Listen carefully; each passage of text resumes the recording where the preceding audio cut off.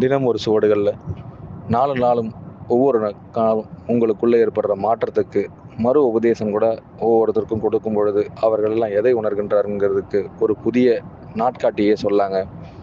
இந்த கடிகாரன்னு சொல்கிற ஒரு வார்த்தையை எல்லாருமே எடுத்துக்கலாங்க. அது ஒவ்வொரு நொடி பொழுதும் ஒரே இடத்துல நிற்பதும் இல்லை. அது ஒவ்வொரு இடத்துக்கும் நகரும் பொழுதெல்லாம் தன்னுடைய மாற்றத்தை காட்டுறதுக்கு மிகப்பெரிய ஒரு உக்தியை காட்டுதுங்க.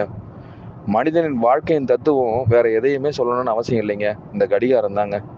இந்த கடிகாரத்தை யார் ஒருவன் முன்னிறுத்தி பார்க்கின்றானோ அவனுடைய வாழ்க்கையும் சரி, அவனுடைய எந்த ஒரு திருப்பங்களும் சரிங்க எப்படி ஏற்படும்னா, ஒவ்வொரு நொடி பொழுதும் சரி, ஒவ்வொரு நிமிடமும் சரி, ஒவ்வொரு மணி நேரமும் சரிங்க நிற்காது.